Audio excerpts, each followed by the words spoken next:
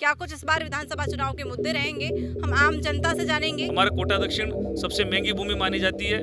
धारीवाल जी ने इस महंगी भूमि को बेच कर एक इंच जमीन नहीं छोड़ी, पूरी बेच कर पूरा पैसा रिवर फ्रंट में लगा दिया। अभी बाढ़ आई, चंबल के जब गेट खोले गए बैराज के, तो पूरा रिवर फ्रंट पानी में बह गया। मान्य धारीवाल जी की आंखों पर पट्टी बंधी हुई है कि उन्हीं के विधानसभा में रिवर फ्रंट के पास बस स्टैंड है, जिसकी बिल्डिंग बार बार हिलती है, कभी भी गिर सकती है। परंतु धारीवाल जी को सिर्फ रिवर फ्रंट नजर आया, बस स्टैंड को नजर नहीं आया। कांग्रेस का कैसा माहौल है? कांग्रेस का तो पिछले 2 बार भी आपने देखा होगा कि कांग्रेस का कोई माहौल नहीं है, कोई चुनावी वो नहीं है, कोई कार्य नहीं करते हैं। भले ही पिछले 5 साल राजस्थान में बीजेपी की सरकार नहीं रही, लेकिन संदीप शर्मा जी ने कांग्रेस से लड़कर यहाँ पर विकास करवाया है। पूरे कोरोना में, पूरे लॉकडाउन में कांग्रेस के कार्यकर्ता जहाँ घरों में दुबक कर बैठे रहे, वहाँ पर माननीय संदीप शर्मा जी के आह्वान पर हम सब कार्यकर्ताओं ने मिलकर लोगों को दवाइयाँ वितरित की, घर घर जाकर उनको राशन दिए। और माननीय विधायक संदीप शर्मा जी ने भी अपने विधायक कोष से, सरकारी विधायक कोष से जनता को राशन उपलब्ध कराया। और ऑक्सीजन कंसंट्रेटर के लिए लगभग उन्हें 2.5 करोड़ रुपए मेडिकल कॉलेज को दिए, जो एक अभूतपूर्व योगदान है। विकास कर रहे हैं, सनातन संस्कृति का जो बचाव कर रहे हैं, सनातन संस्कृति को जो बढ़ाने का कार्य कर रहे हैं, वो माननीय विधायक संदीप शर्मा जी कर रहे हैं। और युवाओं का मूड बदल चुका है, जनता का मूड बदल चुका है। बीजेपी आएगी और कांग्रेस इस बार वापस जाएगी। कोटा जिला शिक्षा नगरी के नाम से जाना जाता है। ओम बिरला जी यहाँ से सांसद हैं। और अगर हम बात करें, क्योंकि ये 6 विधानसभा सीटों में बटा हुआ है कोटा जिला, जिसमें उत्तर तो है शांति धारीवाल जी का एरिया है, लेकिन दक्षिण की अगर हम बात करें, कोटा दक्षिण, संदीप शर्मा जी जो बीजेपी से लगातार जीत हासिल करते हुए आ रहे हैं। पहले यहाँ पे विधायक ओम बिरला जी भी रहे हैं, लेकिन सांसद बनने के उसमें अब उनको ये जो विधानसभा सीट है वो छोड़नी पड़ी। उसके बाद में संदीप शर्मा जी यहाँ पे काबिज रहे हैं। बीजेपी के यहाँ पे गढ़ माना जाता है और लगातार बीजेपी अपनी जीत हासिल करते हुए आ रही है। और यहाँ पे क्या कुछ माहौल है, संदीप शर्मा जी को काफ़ी वक्त हो गया है और इस बार विधानसभा चुनाव है, उसका मौसम बन चुका है। क्या कुछ इस बार विधानसभा चुनाव के मुद्दे रहेंगे, हम आम जनता से जानेंगे क्या कुछ इनका कहना है। और संदीप शर्मा जी का क्या कुछ कार्य रहा है, क्या कुछ विकास रहा है और क्या जनता की शिकायतें हैं, वो भी हम जानेंगे। सर, कहाँ से हैं सर आप? मैं यहीं कोटा से ही हूँ। कोटा दक्षिण से स्थायी रूप से निवास है मेरा, और यहीं के मतदाता हैं हम। और कोटा दक्षिण की बात करें तो विधायक संदीप शर्मा जी यहाँ की जनता के संरक्षक की तरह कार्य कर रहे हैं। भले ही पिछले 5 साल राजस्थान में बीजेपी की सरकार नहीं रही, लेकिन संदीप शर्मा जी ने लड़कर कांग्रेस से लड़कर यहाँ पर विकास करवाया है। आज देखा जाए तो सबसे बड़ा जो अस्पताल है मेडिकल कॉलेज का सुपर स्पेशलिस्ट विंग, वो माननीय संदीप शर्मा जी और ओम बिरला जी के प्रयासों से बनी, लेकिन कांग्रेस की सरकार उसमें एक डॉक्टर भी टाइम से नहीं बिठा पा रही है। इसके अलावा जो मेडिकल कॉलेज है उसमें न्यूरो यूनिट की स्थापना नहीं हो पा रही। माननीय संदीप शर्मा जी ने बार बार चिकित्सा मंत्री से बात की, विधानसभा में विषय को उठाया, लेकिन फिर भी सरकार के कान पर जू तक नहीं रेंग रही। जब भी कोई सीरियस मरीज कोटा में मेडिकल कॉलेज में एडमिट होता है तो एमबीएस रेफर कर दिया जाता है, कई बार तो रास्ते में मर जाता है। काफ़ी दुखद घटना है। पूरे कोरोना में, पूरे लॉकडाउन में कांग्रेस के कार्यकर्ता जहां घरों में दुबक कर बैठे रहे, वहां पर माननीय संदीप शर्मा जी के आह्वान पर हम सब कार्यकर्ताओं ने मिलकर लोगों को दवाइयां वितरित की, घर घर जाकर उनको राशन दिए। और माननीय विधायक संदीप शर्मा जी ने भी अपने विधायक कोष से, सरकारी विधायक कोष से जनता को राशन उपलब्ध कराया। और ऑक्सीजन कंसंट्रेटर के लिए लगभग उन्हें 2.5 करोड़ रुपए मेडिकल कॉलेज को दिए, जो एक अभूतपूर्व योगदान है। इसके अलावा कोटा में जगह जगह उन्होंने लगभग 5-6 एम्बुलेंसें दी है, विज्ञाननगर डिस्पेंसरी को, मेडिकल कॉलेज को। पूरी तरह से मतलब एक तरफ कांग्रेस है जिसने स्मार्ट सिटी के जो पानी के लिए पैसा आया कोटा दक्षिण के लिए, वो उन्होंने विकास कार्यों में उत्तर में लगा दिया। लेकिन माननीय विधायक संदीप शर्मा जी ने लड़के कांग्रेस से लड़के जगह जगह वाटर कूलर लगाए ताकि जनता को सुलभ पेयजल मिल सके। हमारा कोटा दक्षिण सबसे महंगी भूमि मानी जाती है। धारीवाल जी ने इस महंगी भूमि को बेच कर एक इंच जमीन नहीं छोड़ी, पूरी बेच कर पूरा पैसा रिवर फ्रंट में लगा दिया। अभी बाढ़ आई, चंबल के जब गेट खोले गए बैराज के, तो पूरा रिवर फ्रंट पानी में बह गया। माननीय धारीवाल जी की आंखों पर पट्टी बंधी हुई है कि उन्हीं के विधानसभा में रिवर फ्रंट के पास बस स्टैंड है, जिसकी बिल्डिंग बार बार हिलती है, कभी भी गिर सकती है। परंतु धारीवाल जी को सिर्फ रिवर फ्रंट नजर आया, वो बस स्टैंड को नजर नहीं आया। लेकिन दूसरी तरफ हमारे माननीय विधायक संदीप शर्मा जी हैं, जो पूरी तरह से सनातन के लिए, पूरी तरह से जनता के अधिकारों के लिए लड़ रहे हैं। एक तरफ जहाँ पर चंबल गार्डन में रातों रात बड़ी बड़ी मजार बन गई, जहाँ पर अगर आप घूमने जाएं चंबल गार्डन में तो आपको टिकट लेना पड़ेगा, लेकिन अगर आप मजार पे जाएं तो आपको निःशुल्क एंट्री दी जाती है। सरकार की ऐसी तुष्टिकरण की नीति यहाँ पर कोटा में अपनाई जा रही है।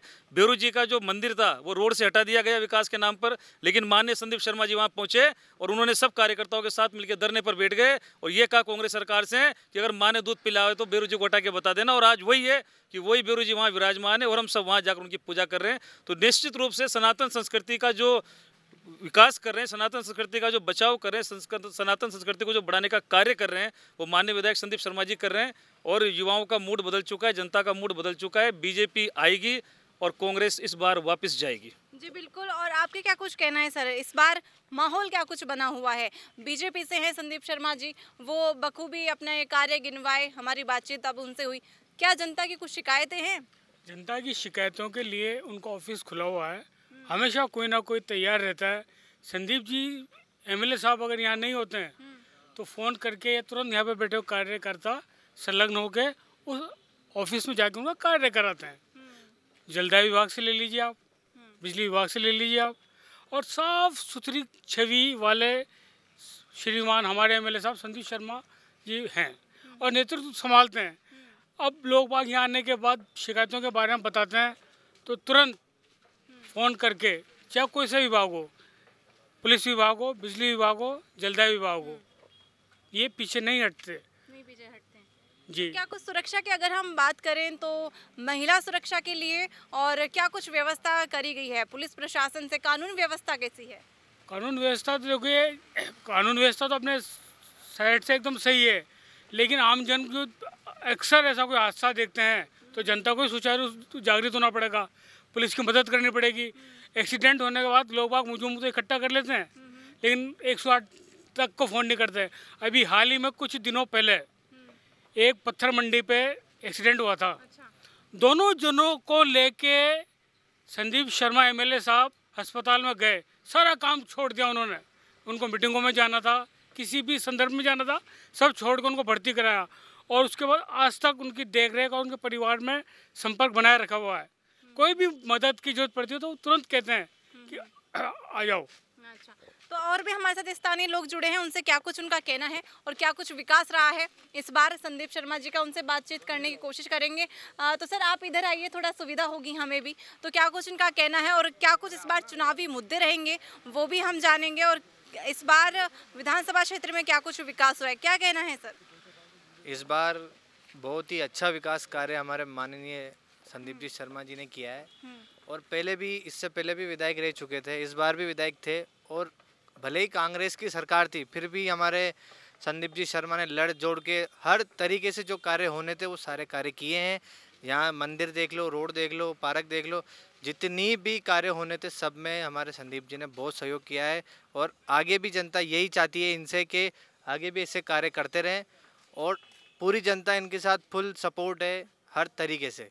इस बार चुनावी माहौल क्या कहता है? कांग्रेस का कैसा माहौल है? कांग्रेस का तो पिछले 2 बार भी आपने देखा होगा कि कांग्रेस का कोई माहौल नहीं है, कोई चुनावी वो नहीं है, कोई कार्य नहीं करते हैं। पिछली बार भी हमारे माननीय संदीप जी जीते थे, इस बार भी बहुत 10,000 20,000 प्लस से जीतेंगे। क्यों? क्योंकि उनके कार्य इतने बेहद है। किसी को भी देख लीजिए, बच्चा देख लीजिए, बूढ़े को देख लीजिए, महिलाओं को देख लीजिए, सबके साथ रात दिन खड़े रहते हैं। तो ये आम जनता का कहना है और काफ़ी कुछ मुद्दे हैं वो भी हम जानेंगे। सर आप भी आए ना, इधर आइए, थोड़ी ज़्यादा सुविधा होगी। तो हमने स्थानीय लोगों से क्या कुछ मुद्दे हैं इस बार चुनावी माहौल, क्योंकि लगातार है संदीप शर्मा जी विधायक उत्तर कोटा दक्षिण से, वो लगातार जीतते आ रहे हैं और चुनावी मुद्दे इस बार भी इसी तरह बने हुए हैं। क्या कुछ माहौल है, चुनावी मौसम है जो बन चुका है, कोटा दक्षिण में लगातार वो जीत हासिल करते हुए आ रहे हैं, और क्या कुछ इस बार चुनावी माहौल रहेगा? कांग्रेस प्रत्याशी भी हैं, हर बार चुनावी माहौल में, चुनावी मैदान में उतरते हैं, लेकिन इस बार का चुनावी रण कौन जीतेगा और कौन अपनी जीत हासिल करेगा, ये आम जनता से हम जानेंगे। और काफ़ी लोगों ने हमें बताया, आम जनता की जनसुनवाई हमने करी है कि किस तरह अपनी जो समस्याओं का हल है संदीप शर्मा जी करते आ रहे हैं और क्या कुछ इस बार माहौल रहेगा ये भी हम जानेंगे। तो सर आप क्या कुछ कहना है? संदीप शर्मा जी आपके विधायक हैं, क्या कुछ कहना है?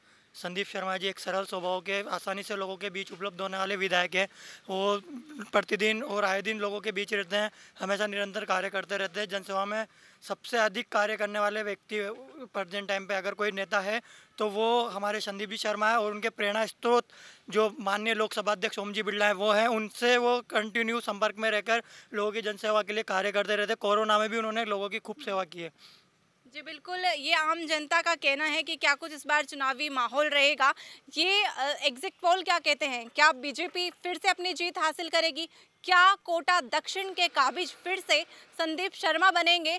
ऐसे ही न्यूज़ के लिए बने रहे द फैक्ट इंडिया के साथ। मैं आपके साथ नेहा जोशी।